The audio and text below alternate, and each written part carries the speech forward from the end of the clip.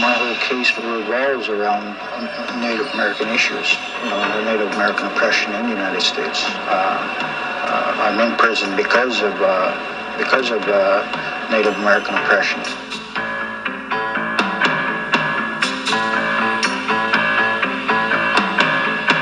There is absolutely, I've tried many cases, many murder cases. I have defended murder cases as a defense lawyer.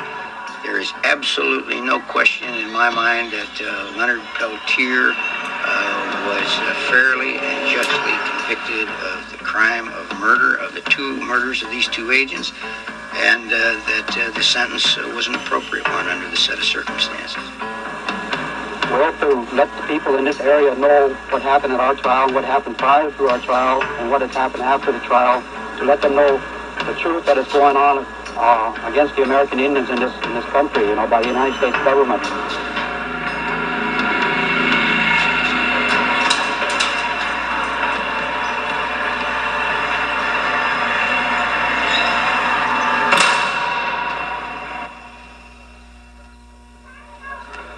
My name is Leonard Peltier. I'm 46 years old. I'm here in Leavenworth, United States Penitentiary, serving 2 life sentences. I think we should be concerned with Leonard Peltier's case quite apart from the plight of a young man who's spending his life in prison for something he almost certainly did not do. I think that any of us could be there if the political climate were so arranged that we fell afoul of the system in some way. I mentioned in my book that I thought it was the most important case from a historical, economic, and social point of view since Sacco and Vanzetti. It had a lot of the same elements. It also involved the FBI. It was an early triumph of J. Edgar Hoover there. Well, we're talking about the 1975 time frame, and at the time I was physically located in Washington, D.C. at headquarters. And my assignment at the time was I was working what they call the Government Crimes Desk. And as part of that, it encompassed the Crimes on Government Reservation, which would be the Indian Reservation. So therefore, when the 2 agents were murdered at Pine Ridge, I was aware of the activity there and what was going on. Leonard is a very strong person. I don't know if I could have taken this. He's been in jail now 13 years. He's seen the courts reject him time and time again. He's seen this vile chicanery of the FBI and hiding documents and persecuting him unmercifully, and yet he keeps his spirit. He's the one who got out of his vehicle with the 2 others and starts shooting at the agents. He's the one who takes them out in the escape. He is the one who ends up in Oregon in another shootout in which one of the agent's guns is found in that vehicle. He is the one who then escapes to Canada. He is the leader of the events that took place that day, and thus he was charged along with others for the crime of murder. Our cell doors are open at 6 o'clock in the morning. I report to my job at 7 o'clock, which I work in the 2nd floor recreation. We have an art studio up there. We have ceramics and a leather craft room. I usually stay. Everyone is assigned to a job here in the federal system. It's something that I've always really wanted to do, and finally here in '85, when I got here in Leavenworth, I decided to just start developing. And I've been painting ever since. My subjects are Indians, naturally, and the statement I'm trying to make right now is basically I want to record my generation of Indian people. A lot of my work are from Indian people that were of my generation, my grandfathers and grandmothers, and that's what I'm really trying to concentrate on right now.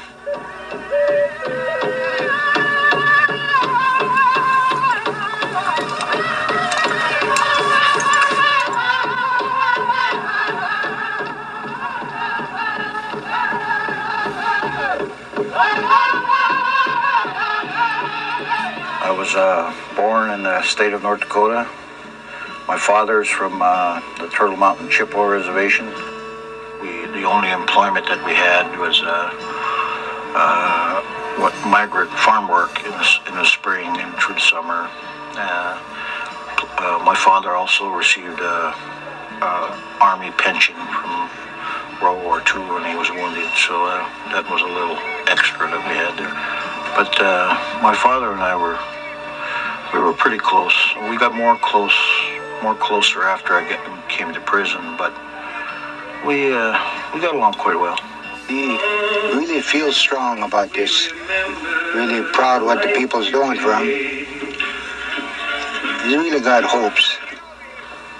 My mother's from the Fort Totten Sioux Reservation. First, if they start to calling him you Indian, you Indian, or Indian face, you know, you shouldn't do that. I wonder what's wrong with what's wrong to be an Indian, huh? I wonder what. If it's so bad, how come God put us on earth to be an Indian?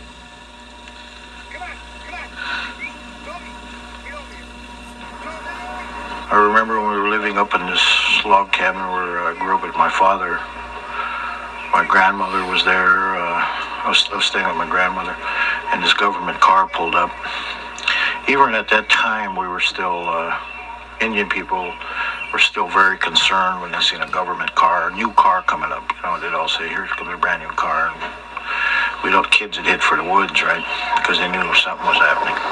They never came out for any other reasons. I went to Wapton Indian School at 1953, I believe it was. My grandma couldn't speak English, so they took us to Wapton in a bus. A whole bunch of kids went that year, lined us all up. They gave us all GI haircuts, then ran us through the showers, scrubbed us down. And as we came out of the showers and dried off, then they put DDT on us. That began 3 years of a memory of my life that I thought was very, very, very, very harsh.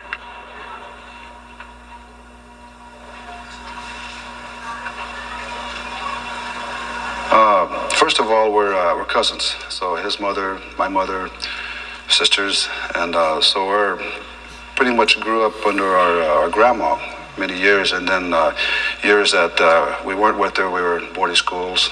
He up north, I was down south, Oklahoma area, and so Leonard was pretty much in the same bureaucratic system that I was, which is boarding schools. And then the different type of institutions as a youth, and then I was 14 years old and when I first started attending a number of different community meetings that my elders were having, and I basically just started to start paying attention to what they were speaking about, and got myself quite of an education on what was happening. I know that my family was living in, you know, real heavy poverty, real high poverty, but as most poor people, they're really quite ashamed of it, of being poor. So I in my mind, I subconsciously believed that my family was the only one on the reservation that was having a hard time. Although I would go to my friends and neighbors and stuff, and you know, or was having just as hard a time.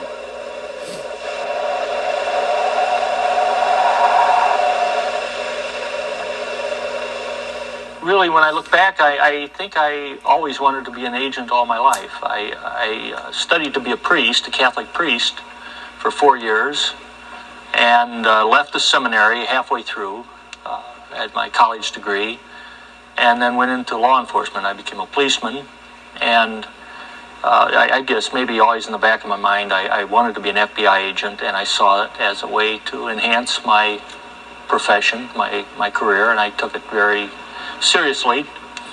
And lo and behold, I got into the FBI. It was kind of the crowning achievement of my life. In 1958 and 59, the Eisenhower administration was enforcing the termination policy. There was 3 reservations that were selected to be terminated. The Menominees from Wisconsin, the Klamath Falls from Oregon, Klamath Indians, and the Turtle Mountain Chippewas. At that time, there was quite an opposition from Indian people to did not accept termination. We didn't want to terminate our reservations, or our nations is what we call them. So they relocated Indian people to the cities back in the 50s. And so they were just given a place to stay, given a job, then turned loose, and that was it. So a lot of them were successful. So a lot of them weren't. A lot of them ended up in institutions. But as a whole, though, most of them got involved in the different Indian struggles. The U.S. government has made a tremendous mistake in segregating Indians on reservations and giving them cradle-to-grave paternalism through taxpayers' dollars. Every other ethnic group in our society who have come to our shores have been mainstreamed and integrated into society, basically because the American dream is an economic dream, and without being integrated in society, an ethnic group would be denied the economic benefits that being integrated provides. But anyway, they've promised them